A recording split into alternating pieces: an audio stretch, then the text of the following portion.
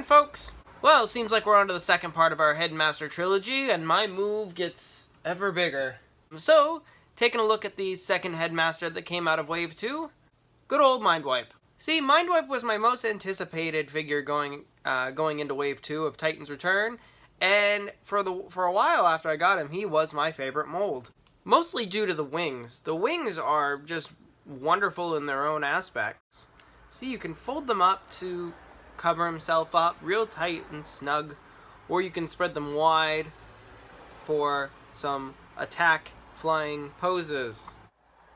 Now, there are 1, 2, 3 joints in each wing, gives it a very organic look, and this bat head is just an awesome sculpt. Sadly, it does not turn left and right, unfortunately. That's one of the only things that I wish this toy would do that it doesn't.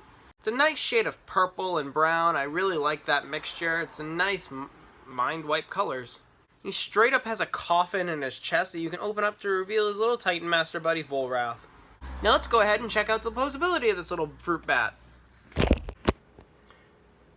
Alright, so Titan's Return Mindwipe's bat mode articulation is pretty decent. It's very, very simple. You got, starting from the bottom, you've got a little bit of an ankle swivel that is deprived by the wings clipping into this thing here.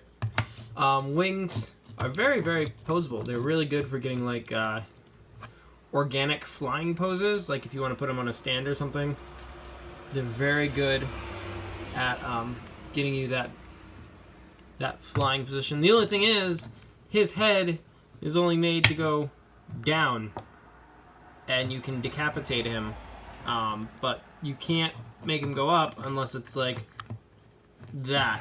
And even then, why would you do that?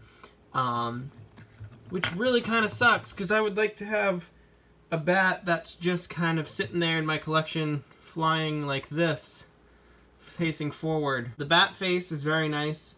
You can also open and close the mouth. Other than that, there's almost absolutely nothing else. Let's go ahead and get Volrath out of his little container. This is another issue that I have with mine. I actually have to take that off and get underneath the Titan Master just because it's so tight a fit under there. So let's just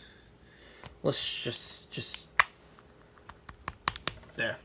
Let's take a look at Volrath. Very nice sculpting on the Titan Master.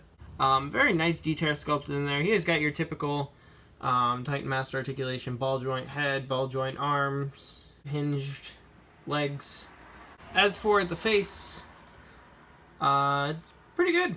It looks like Mindwipe. Like the silver, like the red on there, it just kind of pops. It's more of a box shape, so it doesn't just look like a faceplate slapped on a box unless you look at it from like a particular side.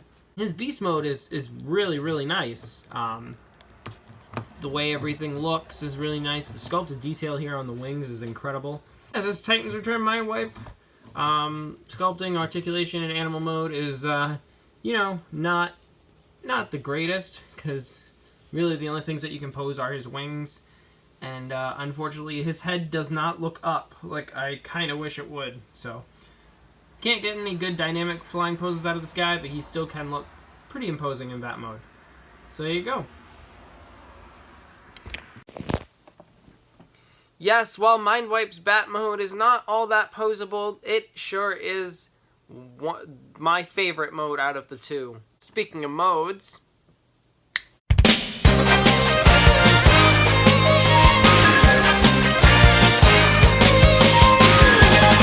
well, would you look at that? One cartwheel and a clever leg transformation later, and we have ourselves a fully developed Mindwipe. Now, Mindwipe was never my favorite in the G1 cartoon, but I do remember what he looks like, and his look is kind of iconic with the bat wings on the back and the bright purple chest plate, and Titan's Return Mindwipe captures that perfectly. His head sculpt is piercing right into your soul if you look at it from just the right angle, and his weapons, oh, his weapons. His weapons are wonderful. The only critique I have about his weapons is that his shield could peg a little bit more solid into the arm, at least snug a little bit closer, and then you would have a fully realized claw shield.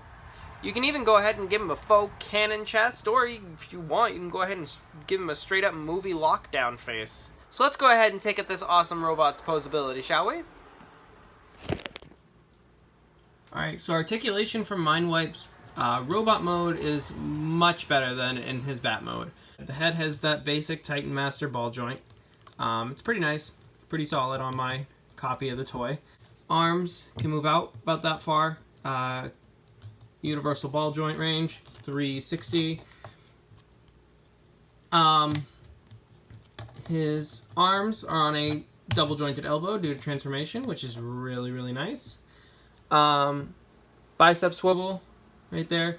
No wrist articulation unless you count that, which I don't really.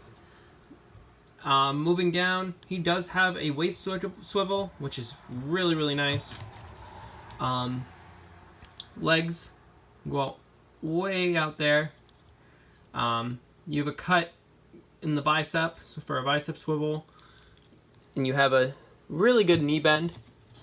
But here's where the issue lies with my copy of the figure. His legs are so big and bulky just due to the way that he transforms. You can't get him in like a lot of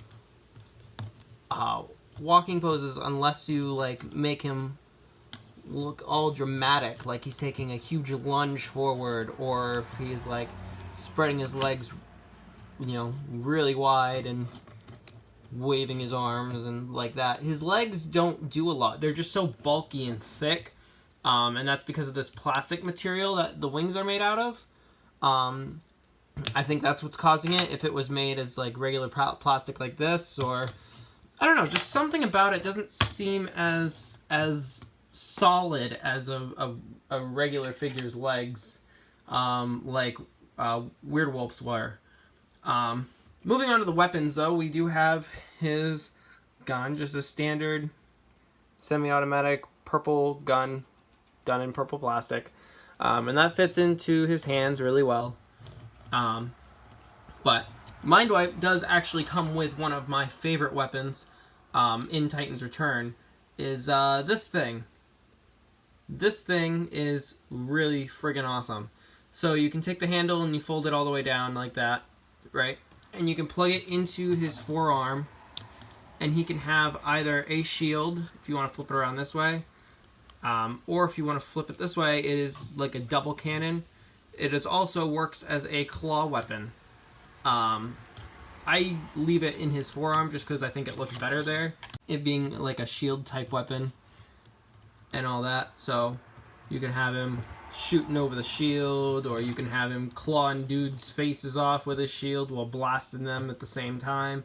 You know, this weapon is probably my favorite in the Titan's Return line, just because it gives you so many, you know, posing options, and you know, it can work on either his fists or in his hand or whatever you'd like. Oh yeah, his ankles rock back and forth due to transformation, which is kind of nice for like stepping poses and all that. But again, it's those damn legs that just, you know, kind of hinder his articulation a little bit, at least for me and in my experience. I don't know if you're if you enjoy that on your toys, you can. Also, his wings in the back can flap if that's something that you enjoy. But I think this look right here is a good look for him, shooting over his shield and all that. The gun on my copy is a little loose, and the double jointed elbow is a little stiff for the second curl, you know, just due to the way it transforms, and it has to hold in there pretty solid. But yeah, Titan's Return MINDWIPE, probably not my favorite robot mode, but definitely my favorite weapon of Titan's Return. And if it weren't for those darn legs, you know, this would be a pretty good robot mode. So that's the articulation on his robot. So good old MINDWIPE holds up in the posability section. If it just weren't for those legs. That leg transformation is just so clever, but it hinders the articulation so much. It's hard to just get him in a standing up straight pose because the legs are bumping into each other. Overall though, MINDWIPE's not too bad. Not my favorite out of the Titan's Return line, but certainly not the worst. He's the only bat former that I know of, and he pulls it off rather well. Especially with those faux wings just chilling out right in the back there. He looks fine with his comrades, and his bat mode is to die for. Well, seems like we're moving along rather quickly with our Headmaster trilogy. But I think I'm gonna do something special for the next review. I mean, the last member does have a full-on repaint out, and the repaint is better than the original one that we got.